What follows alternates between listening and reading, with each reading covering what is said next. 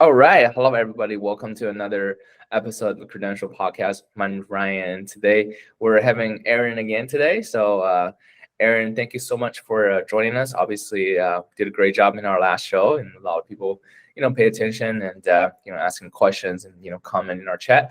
But, just really excited to have you again today. Obviously, we're going to talk a little bit about the NBA Game 3, Warriors and Lakers, as people have seen that Lakers, they defeated the Warriors by 30 points. It's a pretty big blowout, but obviously, some very interesting story that we've seen. It's Bronny James just committed to USC, committed to play college basketball. So a really interesting decision from the James family and from Bronny.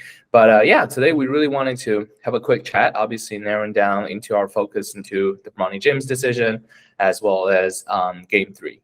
So Aaron, I think first of all, maybe try to give us a quick summary. Obviously, I know you've been paying attention to the games and, watching this a little bit. Tell us a little more about, kind of your impression of the Game 3. Yeah, so as far as Game 3 goes, as you can see, it was a big blowout. I thought one thing that really stood out to me was definitely the shooting. The Lakers shooting was really on point today. Like they made, I believe it was 15 threes on 31 tries, and that's a significant amount for the Lakers, them not being a very good three-point shooting team during the regular season, even after the off-season acquisitions that they had. So it was definitely surprising to see them making that many threes, and I thought that was something that really stood out as well as the free throw shooting. 28 made free throw shots today, so those two stats definitely really stood out to me. And on the other hand, the Warriors just was pretty much the complete opposite, where they didn't get half as many amount of free throw shots, and they only made 13 threes out of 44 tries, at about 30% three-point shooting, which is low for their standards. So it's definitely going to be very hard to win a game when you're shooting that much worse than your opponent, given the amount of weapons that the Warriors have. You can see that Klay Thompson and Steph, they were both struggling with their shot, and that's a lot of credit should definitely be given to the Lakers defense as well. Just with whether it's Schroeder, whether it's Vanderbilt, LeBron, playing very good perimeter defense, as well as Anthony Davis, being the shot blocker that he is, just coming over to help. And also the Lakers bench really stepped up too as well. You have Dennis Schroeder, of course, he's been one of their bright spots in this whole playoffs, as well as Lonnie Walker came through today. He usually doesn't get a lot of PT, so it's definitely nice to see him getting a little bit more playing time. Overall, great win by the Lakers. What are some of your thoughts, Ryan? I feel like those teams are a little bit. I think the Warriors really lack of efforts today a little bit. I kind of feel like last game they're the Lakers a little bit like a Desico. I kind of feel like they just wanted to give away a game, and then vice versa today. A little bit questioning the efforts, but obviously sometimes you just have to strategically sort of try to win, right? Rather than have to win. So I think they're trying to win, but hey, it just turned out not to be our day. I'm a little bit questioning the efforts. Obviously the last game I think was disappointing. Obviously when they see they're down by a really big amount, they're just like, oh, damn it, let's just put all the reserves in and put the guys don't have a lot of playing time in. But today, same thing. Really just a little bit sort of disappointed, right? I think especially the guys like Draymond Green, just only getting 2 points, minus 27 in plus minus, since he's starting to put in 23 minutes. Really I don't really think he's making a lot of impact to the game. I feel like, I think the guy like Draymond Green can definitely brings a lot of defensive, intensity. But I think he's a guy that really hasn't shown up too much in the series. So I think that's a kind of little spot. and I will question, for this Golden State team. But I think, there are games in the series just like, hey, there's going to be some blowouts. But I think with teams starting to get a little more serious, I think next game is really going to be a huge one because like whenever, if the Lakers win the next one, they're just one game away, right? If the Warriors are able to snack that, they really, come back to Golden State, they have the opportunity to make it 3-2, and then they come to LA to finish it. So I think, I think both of us have predicted last time, like it's going to be a 6 or 7 game series. And, I think they're just going to deliver to that. So whatever that might be, whatever the format that may look like, I think it's going to be at least 6 games. And now probably going to be going down to game 7. So, I think really feel like just one of those games, you kind of feel like, hey, just whenever it gets to the fourth quarter, I'm just like, oh, can I just turn it off? So it just wasn't really that interesting. But I mean, it is what it is. Still a basketball game. I have a couple friends that actually went there, spent a couple $100, which I necessarily don't have. Glad to watch the game, enjoy 30 points blowout. If you're a Lakers fan, that's great. If you're a Warrior fans, you kind of feel a little bit disappointed. You spend the time and money and staying there, watch your team lose. That's really disappointing. But anyway, just is a great NBA playoffs game. I think, like you said, they're shooting a little bit bad. And the Lakers are shooting really well, 48% in the 3-point line, and then 52 in the field goals. And then they got 37 attempts in free throws, and then you only got 17 on the Golden State. So, the last game was like, hey, the Lakers does not get a lot of free throw opportunities. They don't really get a lot of calls. But today, the Lakers had a little bit more calls than the Golden State Warriors. I mean, speaking of calls, obviously there are some of the flagrant fouls or some of the very interesting calls that, you've seen in the league, and obviously dating back to, maybe to Dillon Brooks, today to like Moses Moody, Draymond Green. Tell me a little bit more about kind of your impression on those calls. Obviously, I know the league has a certain standard. They give people suspensions or, fines, whatever. But what's your opinion on that, right? And how does that really help this league to get into the next level? Yeah, so even today, one play that definitely really stood out and is definitely going to be talked about in the next day or two on First Take and everything is the play by Moses Moody where he was about to, he tried to trip Anthony Davis by grabbing his leg. Whether or not it's intentional is definitely up to our own judgment. In my opinion, it seems like it is intentional, and he was given a flagrant foul 1, which I thought was reasonable. It could have even been a flagrant foul 2, but I think given Moses Moody's like track record, he's never really tried to hurt anyone, or he's never really been ejected or have too many flagrant fouls as far as I know. So given his track record, I don't think the refs were going to give him a flagrant 2 in that sense. But I think one thing that's interesting to talk about is definitely like how the league should really like where they can draw the line on whether or not a player should be assessed like a flagrant 1, 2. Like the difference between a flagrant 1 and 2 is so blurry to me. Like no one really knows what a flagrant 1 is and a flagrant 2 is. So I think the league needs to find a way to make that more clear. To be more fair to the players, and as well as just when a player should be assessed like an ejection.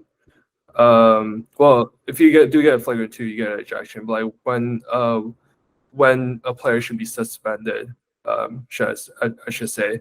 I think that's also something that's like very blurry as well, as we saw in the Kings and Warriors series. Sabonis got injured, and because of Draymond Green's stomp, and the league decided to suspend Draymond for a game, and that could have really like drastically changed the whole series because the Kings were up 2-0, but fast forward like a couple games later, Dillon Brooks hit LeBron in the groin area and he didn't get suspended, and that looked like a pretty malicious play too as well. So it really just came down to like what the league should do to say, oh, like when exactly like a player should be suspended, because I feel like that line's like very, very blurry right now.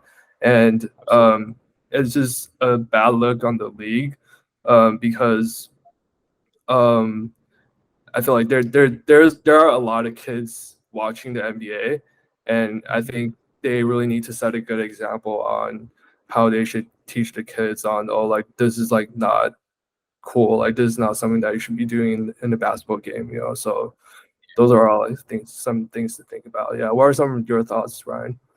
I think I really feel like it depends on, it really depends on just the public image of the, of the player. Obviously, talk about Moses Moody. I really feel like this is a guy who's really who has not really been talked about at all in terms of in that category. But if you're thinking about like a Dillon Brooks, thinking about like a Draymond Green, those are the guys really being discussed a lot, in those type of topics. So I think it really kind of depending on if you're a person who usually do that, or just kind of like, hey, this is your first time, I'm gonna give you a pass on that.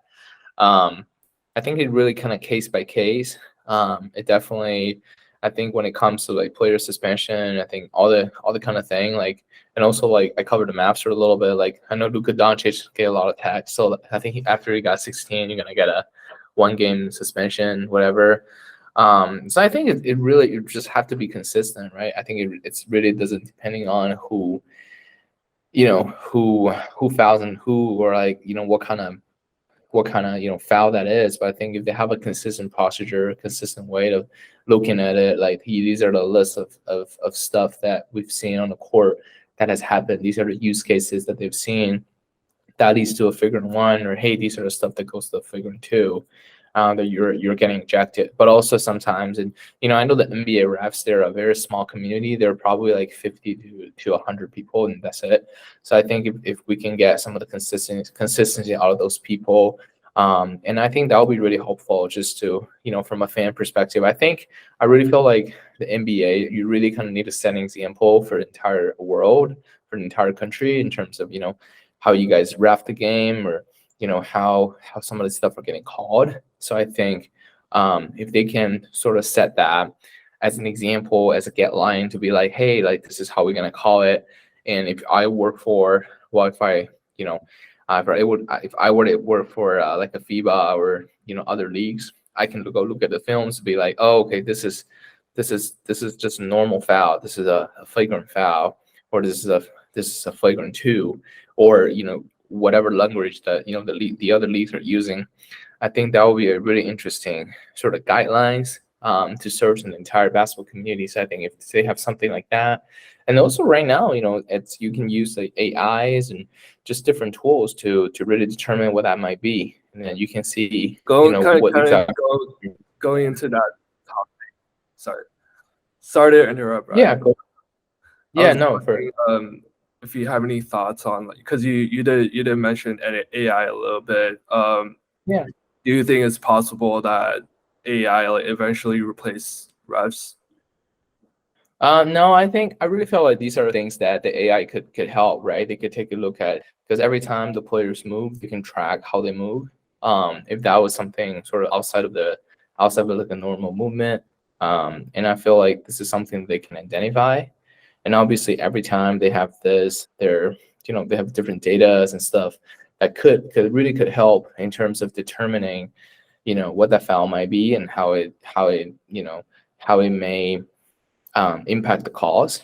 And also, I think it's a good way just have a second eye on this. I don't think it's going to necessarily replace all the refs. Like, they're not going to have set up a lot of robotics over there and just like, hey, this is a foul, this is not a foul. I don't think that would happen. But I think with, the technology, with the fact that, they can help analyzing so many different things at the same time, they can provide that use cases, for the league to be like, oh, to really build a database, and then using different tools, either machine learnings or there's just literally just different tools to making sure that those calls are fair and, fair to the players and fair to, to the fans and that might be watching it. So yeah, I think every time I feel like if they give fans a decent explanation, so, oh, like this is why I figure in, or this, or this is why it is not, because sometimes they just say, hey, this is a normal foul, this is not a flagrant, they're just not going to give us why. I think if that's something that the fans could learn or they could know, that would be a little bit more helpful. They might communicate it to the coaches or to the players, like, hey, like this is not, but I don't think it's been communicated to the fans or to the people in the arena or people outside. So I feel like that communication part could be improved a little bit as well. But obviously it could be confidentiality, all the good stuff. But I think AI will be huge. But to be honest, I don't think it's going to replace any of the refs. So I know the refs are making good money. So if you want to be a refs, you should consider. And then you only work 9 months or something, 7 months, and then you're done for the year. So I'm like, I'll consider if I'm free, But yeah. What's your thoughts on that? Yeah, I'm totally with you on the AI stuff. I don't believe that AI will totally replace the refs, but I think it could be a tool that refs and the NBA could definitely use, where they could look at past calls and past incidents and basically like generate different results and data on what the next decision should be. So I definitely agree with that. I think maybe one day when the technology is like really, really there, we could see robots, but I feel like that's so far down the road. I don't even really want to think about it. Yeah, there's definitely a lot of possibilities with that. And I think the NBA, like given the amount of money that's like that is invested in this business, I think they should definitely like look into having new technology, and NBA being such a progressive league, they could definitely like set the bar. Yeah. So those are I mean, I've seen I think I work in different sports industries, obviously from an analytics perspective, work in college sports, college athletic department, and people always say like technology in sports are really, really behind. I literally feel like in every single aspect, not only just in analytics, the field that I work in, but also so many different things, right? So I think if that's something could be set as a priority, if the teams that wanted to invest in those money, I know they're doing a lot of like basketball analytics spots or sports science, and these are all really like data heavy or technology heavy stuff.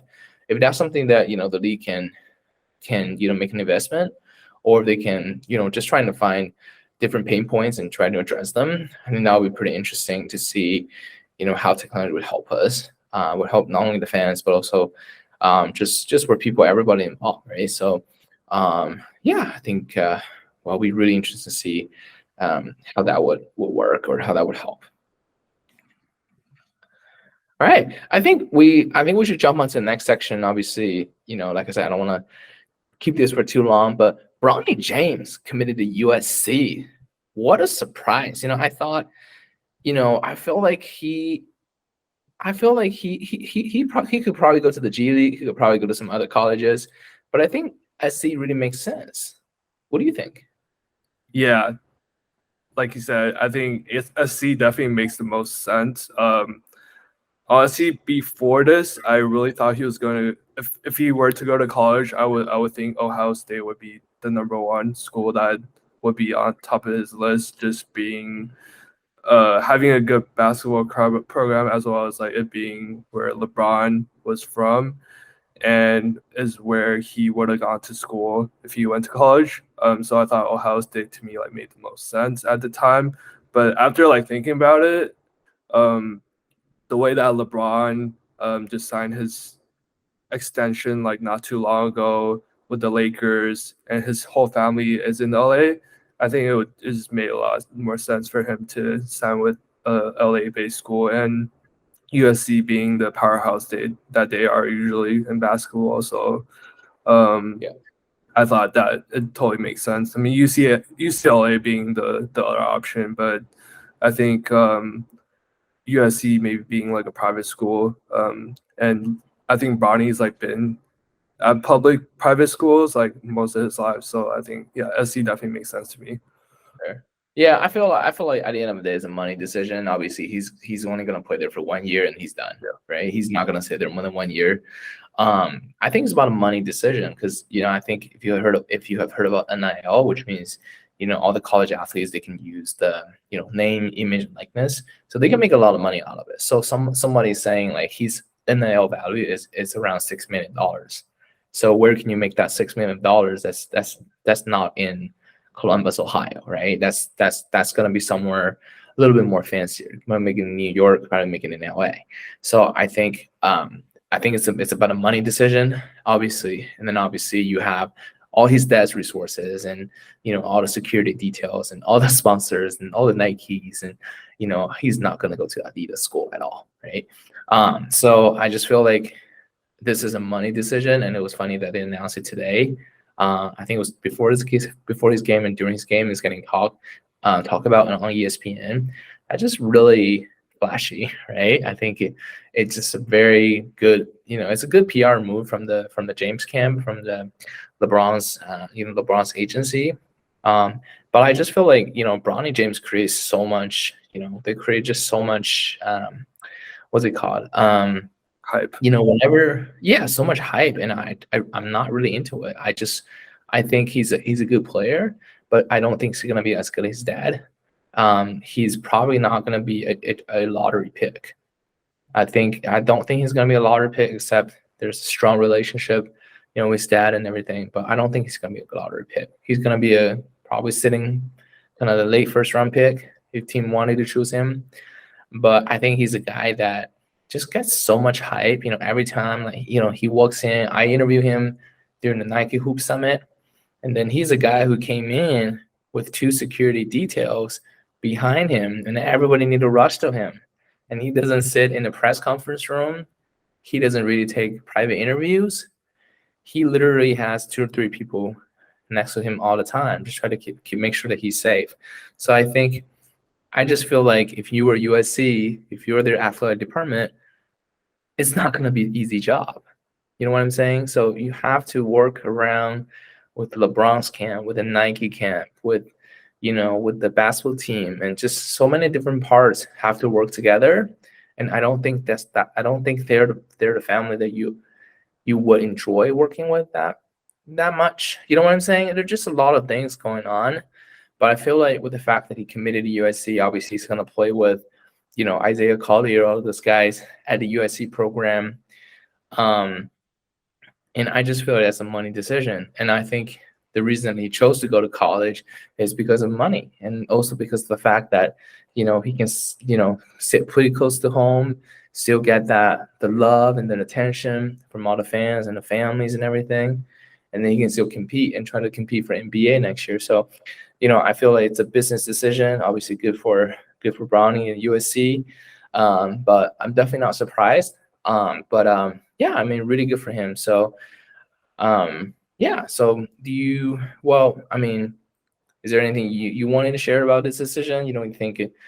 Thinking like kind of how his skill set, would probably fit to the USC team, or kind of how, really just kind of how his connections would really bound, or really just kind of how he's going to get involved with his teammates. And that's another question that I'll probably be asking.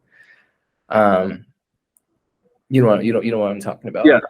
I think Bronny, throughout his whole career so far, even though he's only really played high school and middle school and AAU basketball, but from what we've seen, he seems like a very good team player, just like his dad. He seems like someone that would get his teammates involved. I think he might be a better shooter than his dad, but definitely not nearly as athletic as his dad at this age. So I think he's someone that can fit in any team. So I don't think like the fit on court is necessarily the issue. It's more so the media attention, the hype that he gets, that might irritate some of his teammates a little bit, just given that they also had to face the media because of him now. So that might irritate them. I was gonna say, if you play in a USC team, you're gonna get so many questions like, "Hey, what was it like playing with Bronny? How is he doing?" Like, I'm probably gonna be like, Can you Can you ask ask some about any me, questions about myself?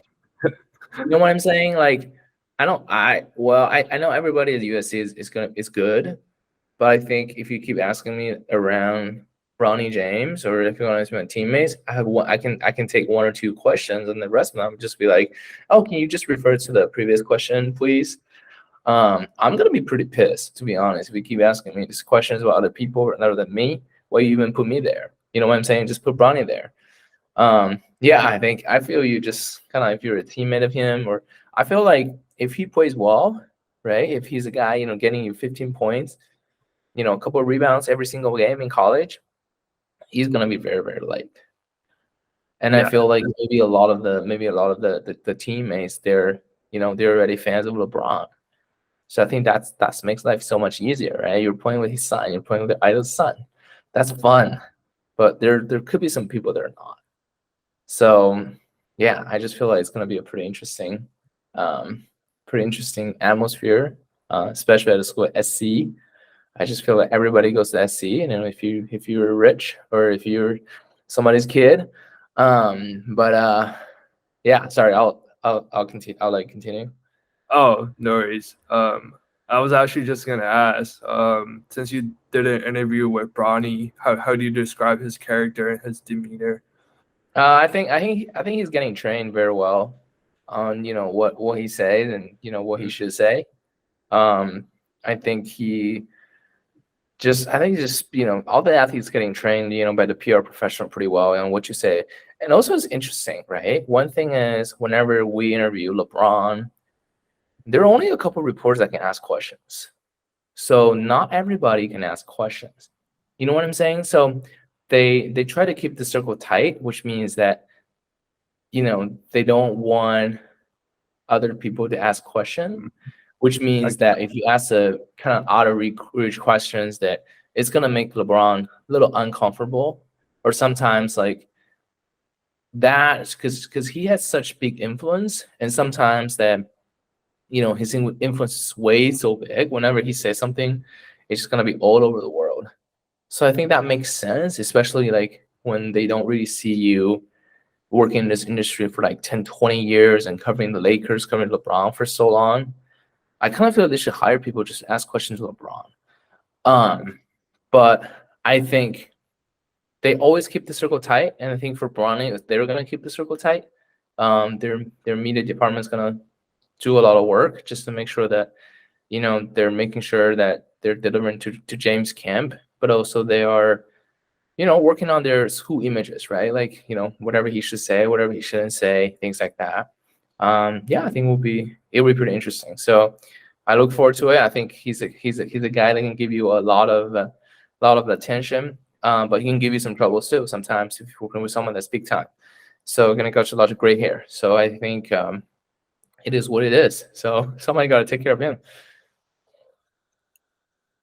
Yeah, I think it's definitely gonna be interesting to see like how that whole situation plays out, and even like just leading up to the draft too, where people project him, because there's gotta be teams that are trying to take him just because they're gonna sell so many tickets. I think from like a business standpoint, it would if there's like a small market team that maybe doesn't have a lot of fans, like compared to like the Knicks, the Lakers, and whatnot.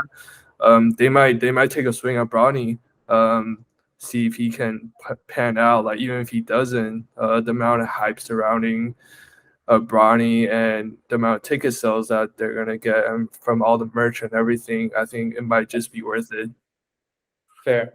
I'm pretty sure he doesn't want to come to the Portland Trailblazer, so I'm 100% sure. No, I'm just kidding. I feel like he definitely have a couple of destinations that he wanted to go. If he doesn't want to go, he would probably play in the G League. But I think he's gonna get drafted. He's gonna go all the hype, all the stuff. Like you said, a lot of the stuff will be coming from him, and his Nikes and all the good stuff.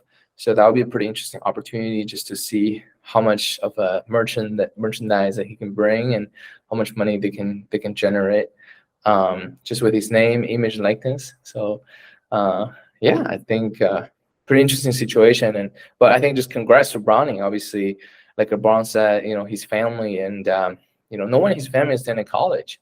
So I think this is the first time that someone in his family has attended college. It's a very significant move for him and his family. So congrats to him, even though he's going to only be there for 1 year.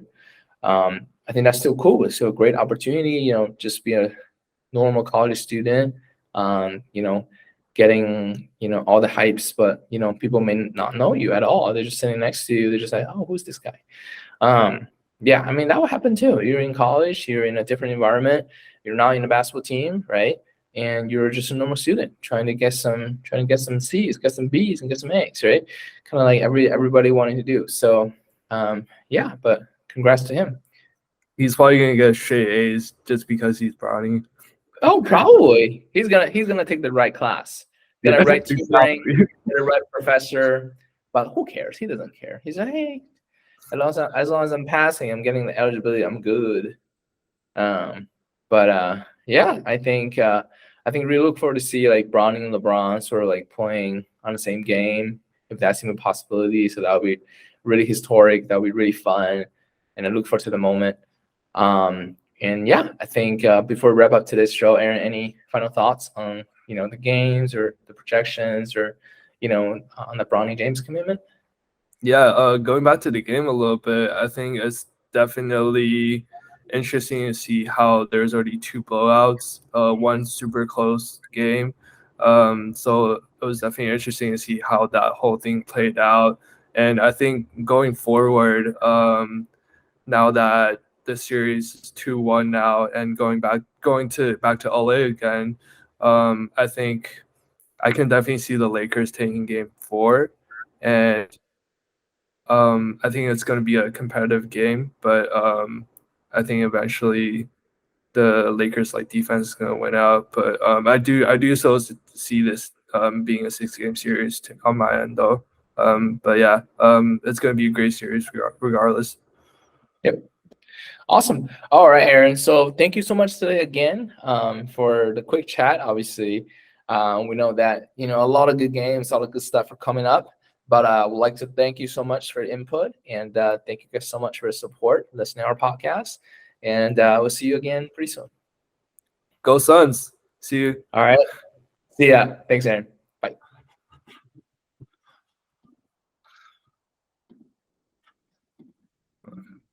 How's your son?